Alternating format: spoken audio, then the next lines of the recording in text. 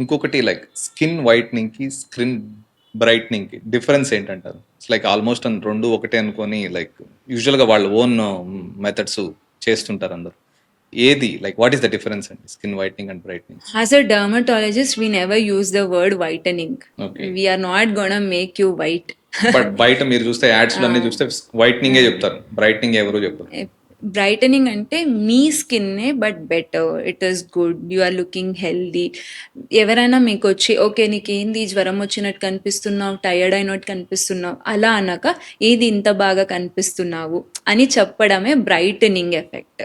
So మీకు న్యాచురల్గా గ్లోవీగా అలా ఉన్నదట్టు చూడడం బ్రైటనింగ్ సర్వీస్. వైటనింగ్ అనేది it's again marketing term. We don't use that డెర్మటాలజిస్ట్‌లు ఎక్కడ వర్డ్. వైట్నింగ్ అనే పదమే యూజ్ చేయరు. పదమే యూస్ చెయ్యరు.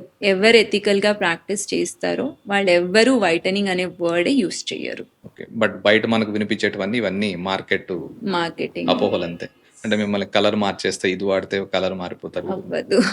జరగదంటారు. Only brightening. బ్రైటనింగ్ అంటే కలర్ అనేది కూడా we can reduce, we can improve the skin tone అన్నట్టు. అది ఎలా అంటే ఇట్ టేక్స్ టైమ్.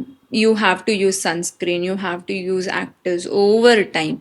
ఒకేసారి కూడా చేయడానికి మాలిక్యూల్స్ ఉన్నాయి. నేను స్టిరాయిడ్ పెడితే హైడ్రోక్వినోన్ అని ఒక మాలిక్యూల్ ఉంటుంది, అది పెట్టినా లేదు అంటే దర్ సంథింగ్ కాల్డ్ మర్క్యూరీ అని విన్నుంటాం. It's okay. Heavy ah! Metal.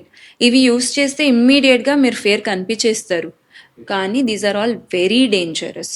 Brain problems నుంచి, కిడ్నీ ప్రాబ్లమ్స్ నుంచి, ఇంకా రివర్స్గా డార్క్ చేయడం నుంచి, స్కిన్ టెక్స్చర్ వ్రింకల్స్ రావడం నుంచి అన్ని రకాల డ్యామేజ్ చేసేస్తాయి.